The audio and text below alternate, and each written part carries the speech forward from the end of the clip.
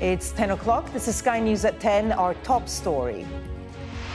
Former BBC presenter Huw Edwards could face prison after admitting making indecent images of children following contact with a now convicted paedophile.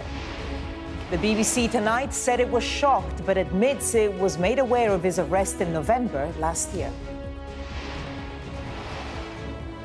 I'm live in Southport tonight, a community here reeling from the deaths of 3 young girls as fears grow of new unrest on the streets here.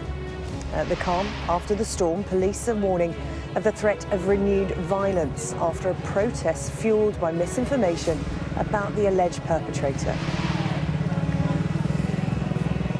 There have been other protests tonight, arrests made outside Downing Street and in Hartlepool, as police are given more time to question the 17-year-old suspect. We'll be hearing from those trying to come to terms with unimaginable loss. She was really kind and caring. She'd be there for anybody, even if they're still upset or she was just there for everyone. Also tonight on News at 10, Iran vows revenge after the death of a Hamas leader as Israel claimed they've delivered a crushing blow to Iran's proxies. Plus, a midweek medal fest for Team GB in Paris, including 2 sensational last gasp wins. And we'll take a first look at tomorrow's front pages in our press preview from 10:30 right through to midnight.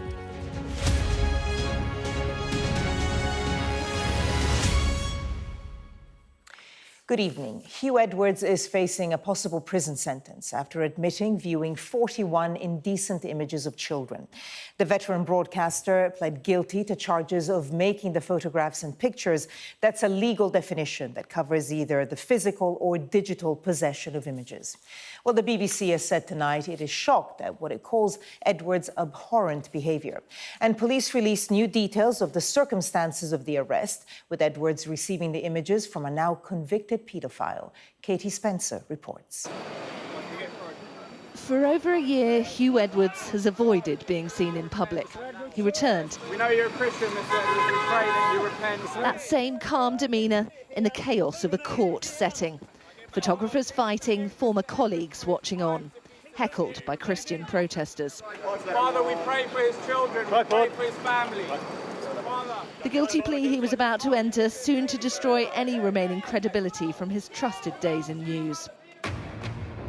Tonight at 10, a remark. From December 2020 through to August 2021, as well as reading the nightly headlines, the BBC's 3rd highest paid presenter was also involved in an online chat with an adult man on WhatsApp who sent him 377 sexual images, 41 of which were of children. The Metropolitan Police now confirming they were alerted by Welsh detectives working on an entirely unrelated investigation who'd found Edwards' number on that of a now convicted sex offender. The prosecution explaining the pair even chatted about some of the ages of those pictured, saying at the end of February 2021, the Mail queried with Mr. Edwards whether what he was sending was too young for Mr. Edwards. Mr. Edwards responded, asking the Mail not to send him anything underage. From this point, a further 5 were sent and read or opened by the former journalist within the chat, with the final indecent image sent in August 2021. Of the 7 very serious Category A images in Edwards' possession, the court heard how the estimated age of most of the children was between 13 and 15, but one was aged between 7 and 9. While the former newsreader pleaded guilty, his defence team stressed there's no suggestion that Edwards made or created any images himself. Already off our screens, he resigned from his job on medical grounds in April after he made the front pages accused of paying a 17-year-old for indecent images. At the time, police found no evidence of criminal behaviour. But a focus now also on the BBC, who continued to pay him until he quit. The corporation saying it would have sacked the newsreader had he been charged with making indecent images of children while employed by them, explaining they were made aware in confidence of Edwards' arrest last November, but that no charges had been brought, and he'd been told of a significant risk to his health. Released on probation while mental and physical health assessments are carried out, the judge also requested an assessment be made for a sex offenders treatment programme. His world imploding, his trusted reputation gone. Huw Edwards facing the prospect that he could even be jailed. Katie Spencer, Sky News. And Sky's Alice Porter joins us now from the BBC's headquarters at New Broadcasting House. Alice, any more reaction from the BBC on this? Well, the BBC have said that there is no place for such abhorrent behaviour, but questions are really being asked about how the corporation could have continued to employ Huw Edwards, although he was suspended, when they knew that he had been arrested on such awful charges. We've heard from the corporation today in a statement, and they said if at any point during the period Mr Edwards was employed by the BBC, he had been charged, the BBC had determined it would act immediately to dismiss him. In the end, at the point of charge, he was no longer an employee of the BBC. We want to reiterate our shock at Mr Edwards' actions, and our thoughts remain with all of those affected. But this statement from the BBC will unlikely quell the PR nightmare that the corporation finds itself in, because it's only a few weeks after it was revealed that Huw Edwards was the highest earning newsreader at the corporation and in fact had received a £40,000 pay rise, even though he'd been suspended for almost a year in relation to other allegations. Now, the Culture Secretary, Lisa Nandy, it's understood that she's called for urgent talks with the Director General of the BBC, Tim Davie, to discuss the BBC's handling of the scandal. So it's really an issue that's not going to be going away any time soon. But I think for the colleagues of Huw Edwards who are here at New Broadcasting House, I think there is a sense of sadness and shock. But it is important to stress that at the heart of this drama, at the heart of this scandal, that there are victims, and the NSPCC has today emphasised just how traumatic it can be for young people to know that there are sexual images of themselves that have been viewed online. And in this case, they've been viewed by one of the most trusted faces at the BBC. Alice Porter at BBC headquarters, thank you. Hello and good evening from Southport, a community still reeling from the terrible stabbing attack that happened on Monday afternoon, leaving 3 little girls dead and many more children and adults with terrible injuries in hospital. They are now trying to recover from and prevent yet more violence, disorder and damage. We saw that follow a peaceful vigil held in the town yesterday. Well, Southport has been on edge today. This afternoon, rumours and speculation swirling around and fueling yet more of the tension people have been feeling here. Meanwhile, detectives have been given more time to question the 17-year-old suspected of Monday's attack. Our crime correspondent Martin Brunt has this report. The clean-up began at first light. Hours earlier, these residents had cowered in their homes. Now they emerged to reclaim their streets and clear the riot debris from their doorsteps. I woke up at 6 and then I came down here and I thought I'm going to walk around, and literally it was like a war zone. There was bricks, rubble all over, and then I just knocked on one of the neighbours' houses and just said, can I have a brush please, just so I can do my bit. And then I was brushing up, and then the entire community has come together. Residents were joined by council workers, their mission to restore normality. Walls were rebuilt. A scorched road was resurfaced. The night before, this was the scene as darkness fell. Southport's mosque was the target. Rioters' anger fueled by claims, wrong claims, on social media that the teenage suspect for Monday's stabbings is a Muslim and an immigrant. The abuse started, and then in chanting, and then in brick throwing and fire throwing, until the police came. It was terrifying, and when the police was here, it even intensified even more, because the police were targeted. Police struggled to defend the building. A police van was set on fire. A resident's doorbell camera caught the rioters attacking police and the police response. Another showed a rioter dismantling a wall for ammunition. One protester was hit by fellow rioters. A convenience store was damaged and looted. It was devastating, and as you know, at one point I thought it's all gone. You know, it's sad. I was watching the CCTV, what's happening, and then the point they just coming in. My kids was watching as well, and it's sad. Basically, they've taken all the expensive stuff, the alcohol, cigarettes. More than 50 police officers were injured, many of them taken to hospital. They were there purely for hooliganism and thuggery in terms of bringing that level of violence and that behaviour onto the streets of Southport, and that's not what this community is about. We saw the very best of that community last night at the vigil. We've seen the very best of this community this morning when they've all been pulling together to support each other, to put right the damage that has been done. That is not what this community is about. There is evidence that protesters were being rallied hours earlier on social media to gather at the mosque. I was told by a friend who's also a local councillor before midday that he was aware that the far right were attending to come here, and from his perspective, obviously to cause trouble. And that he's told me subsequently that he raised it with the local police and that he had effectively been ignored. Police said they were anticipating more trouble, even into the weekend. They were ready to deal with it, with help from neighbouring forces. Well, Martin is with me now live. And Martin, you said that the police are alive to the prospect of more trouble this weekend. We go back to this time last night where we're standing.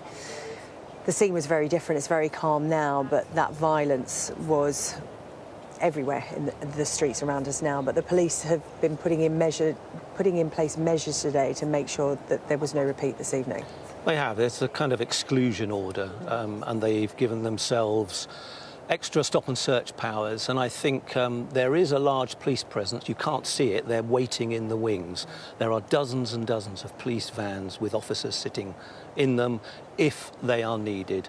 But it doesn't appear tonight that they are going to be needed.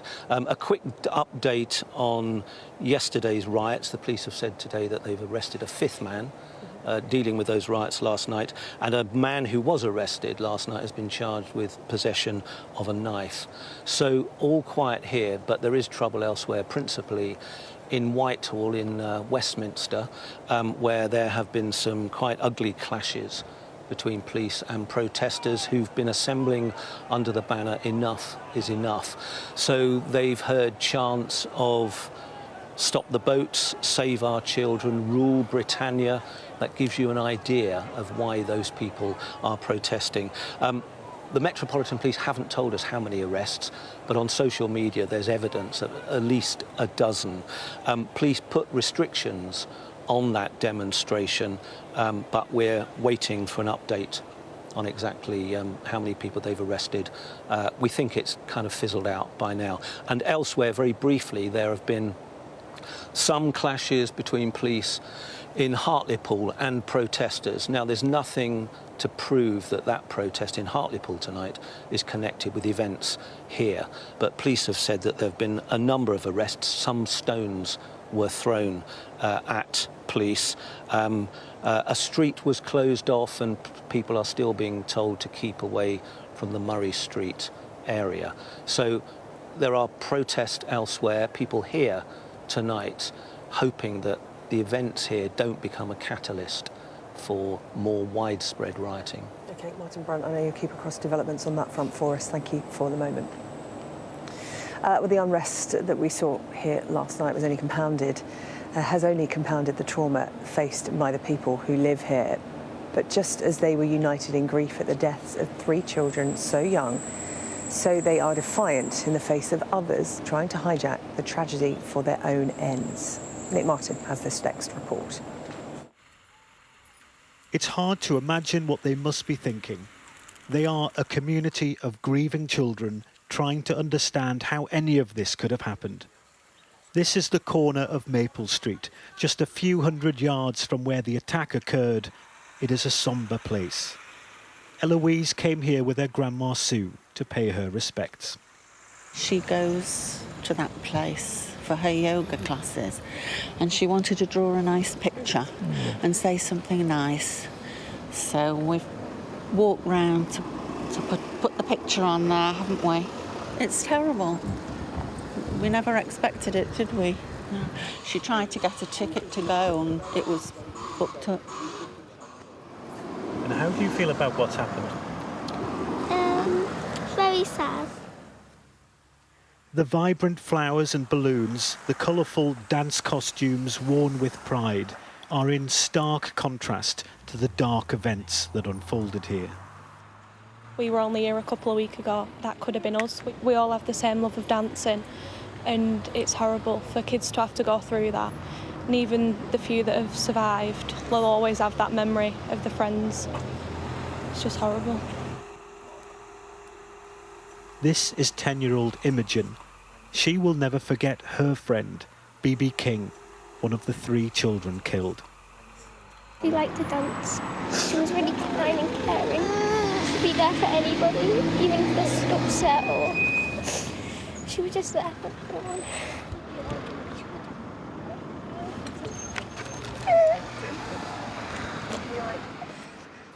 Her grief, unimaginable.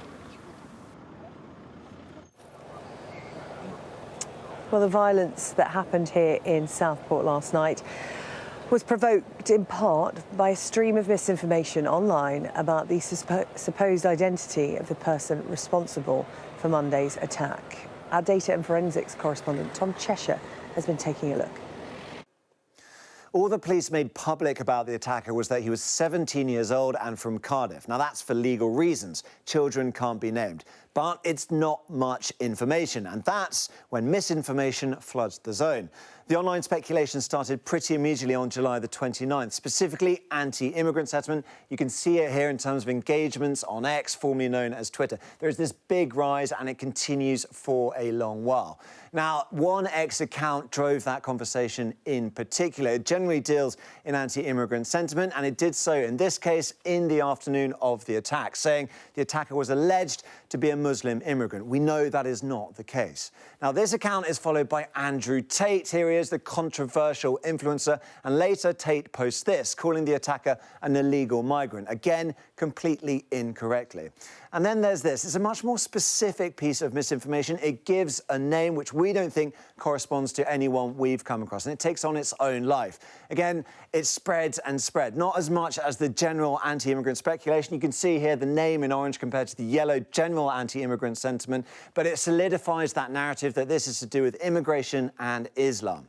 Now, that was initially posted on X in a deleted post now, but it was popularised by this account, a website called Channel 3 Now. They picked it up. Now, they appear to produce clickbait articles to drive advertising revenue, and this one really took off. Now, they subsequently posted to apologise for the, quote, misleading information, saying they deeply regret any confusion or, in their words, inconvenience they may have caused. So we have this wild, rabble-rousing, anti-migrant, anti-Islam atmosphere online, and now it collides with another separate but linked movement. This is the first poster we found calling for a protest, posted again on the day of the attack. It was created on TikTok and spread onto Telegram. Now, Telegram is a platform where the network of the far right tends to organise in different clusters.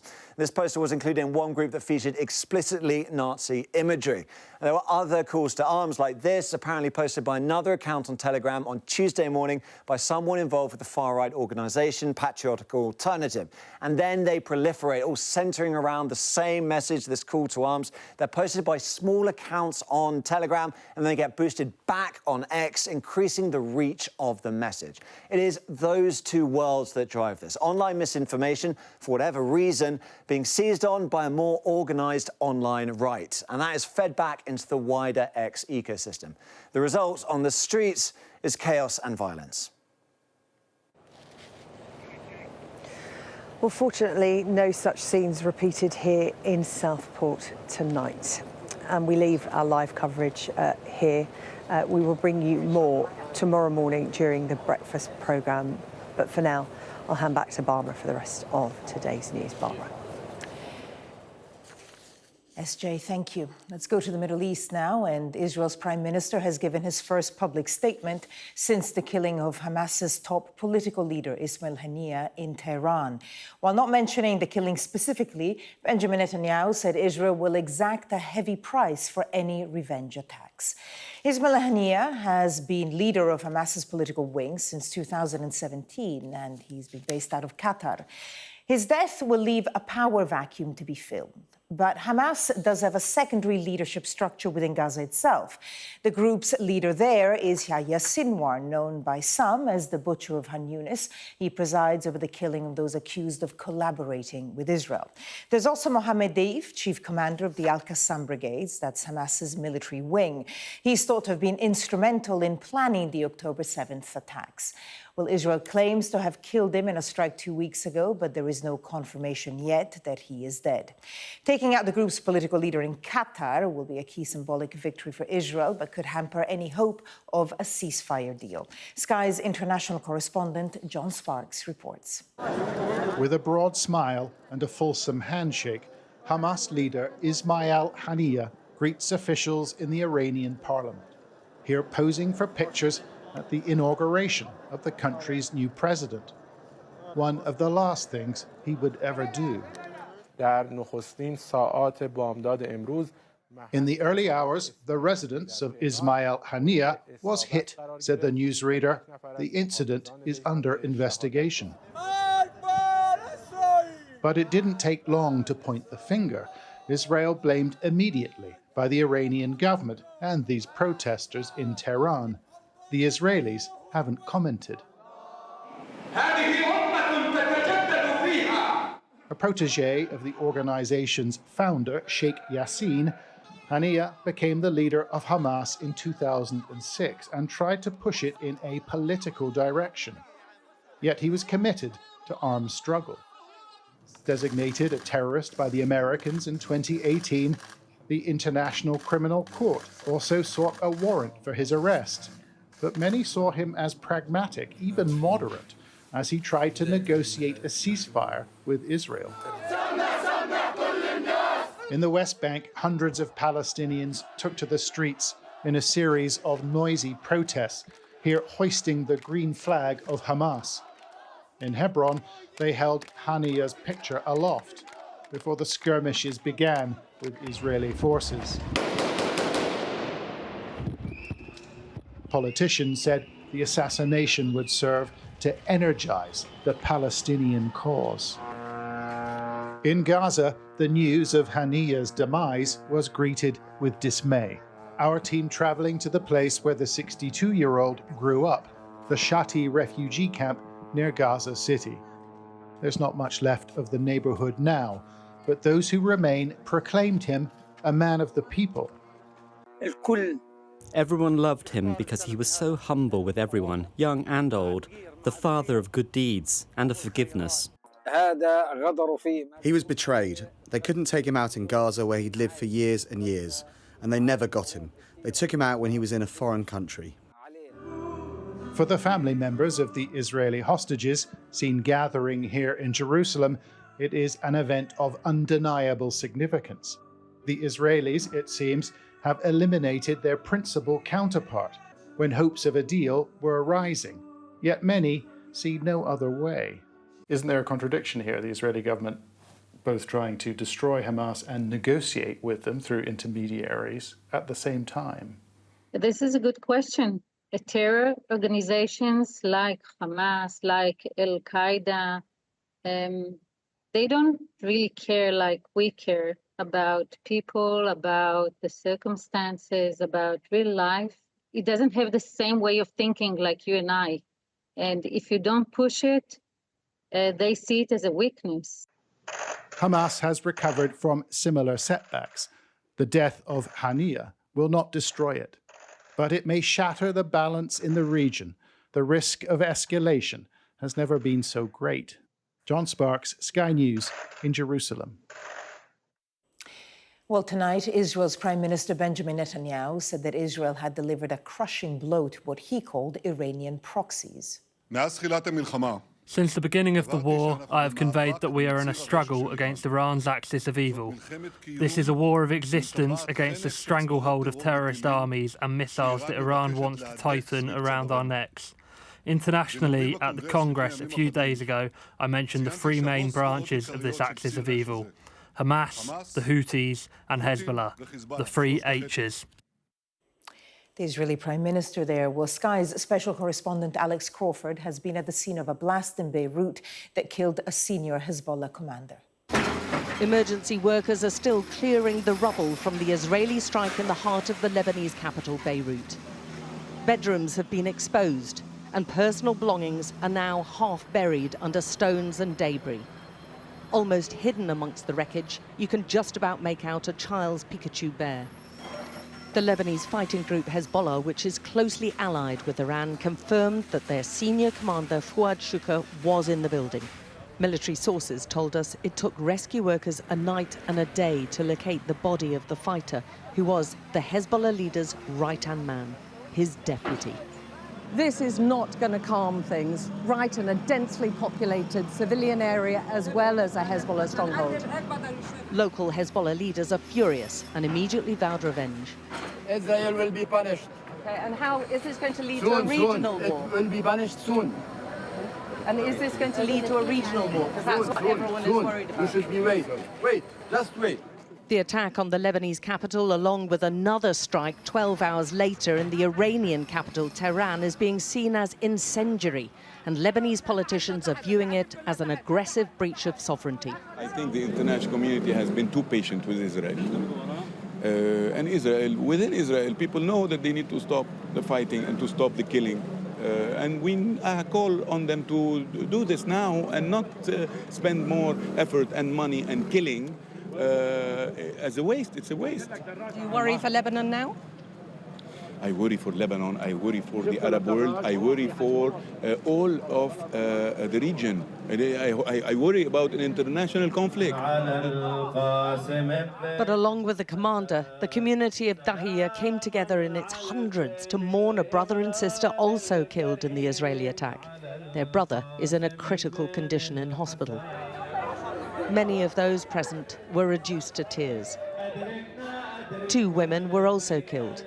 And Lebanon's health ministry said there were more than 70 wounded. And the twin assassinations appears to have only strengthened the resolve amongst the Hezbollah faithful.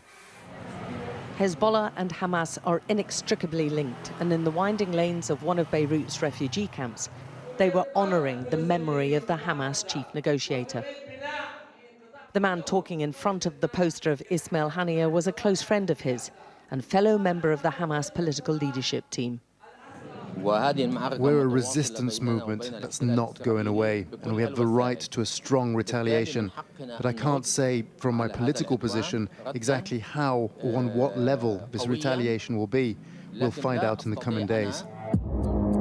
Hezbollah's released another chilling video showing what they claim is surveillance detail of key Israeli sites, including the Defense Ministry in Tel Aviv, apparently an indication of the group's potential targets. The grieving masses in Beirut are simmering with a yearning to avenge those killed. Hamas and Hezbollah are certainly expected to respond. The key question is, what will Iran do, and how strong will any retaliation be? This region is at its most precarious point since the start of the war in Gaza. Alex Crawford, Sky News, Beirut. Let's go to the United States now, where Donald Trump has provoked new controversy with comments made about his rival for the White House, Kamala Harris. Speaking at a convention hosted by the National Association of Black Journalists, Mr. Trump questioned whether the vice president was black. I've known her a long time indirectly, not directly very much, and she was always of Indian heritage, and she was only promoting Indian heritage. I didn't know she was black until a number of years ago when she happened to turn black, and now she wants to be known as black. So I don't know, is she Indian or is she black? She has always identified as a black woman. I respect she went to a historically black college. I respect either one, but she obviously doesn't. Well, our correspondent David Blevins joins us now from Washington. David, controversial comments and obviously didn't go down well in the room that he was in. Well, if Donald Trump was hoping to build bridges with black journalists, it backfired. There were audible gasps from the audience in Chicago when he questioned the racial identity of the vice president. Kamala Harris is, of course, hoping to become the first female president of the United States. She describes herself as African American and Indian American, but Donald Trump appeared to be suggesting that at some point she changed how she identifies for political purposes, using that phrase, she happened to turn black. Now, sources close to the Harris campaign have described those comments as unhinged, an absolute disaster for Donald Trump, and say they are proof that he cannot unite America. And the White House was swift in its condemnation, calling the comments impulsive and insulting. A spokesperson for the president said it should be remembered that Kamala Harris is vice president of the United States and as such is entitled to respect.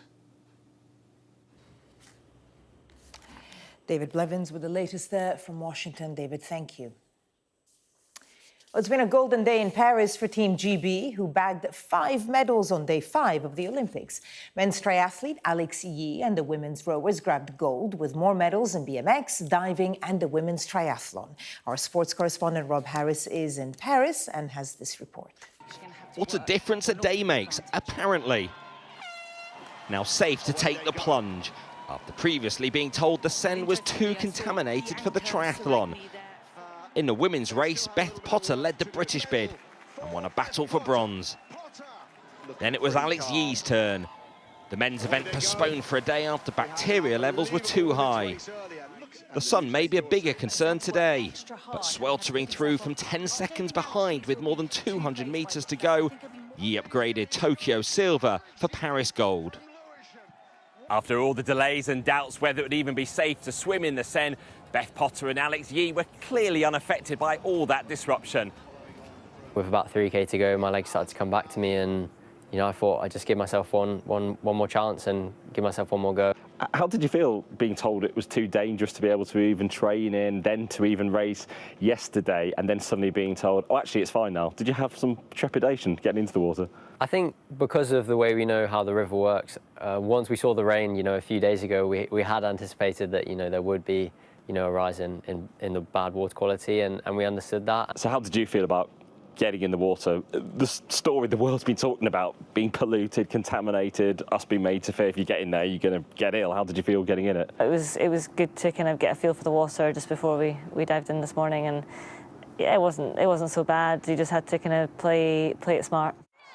There was also a tight, thrilling finish at the rowing lake. The lead only gained with the final strokes, as the women's sculls crew of Lauren Henry, Hannah Scott, Lola Anderson and Georgina Brayshaw took gold. And there was silver across at Place de la Concorde for BMX freestyler Kieran Riley. While in the diving, there was bronze for Andrea Spendolini, Sirix and Lois Tolson in the women's 10-metre synchro. Day 5 producing 5 more medals. Team GB's haul is up to 17, their best ever start to an Olympics. Rob Harris, Sky News, Paris.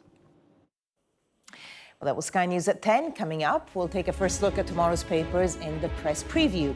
Tonight, we're joined by the broadcaster and commentator Alex Andreou and the Telegraph's deputy comment editor Annabelle Denham. Welcome both. Well, among the stories we'll be discussing this on the front of the Sun.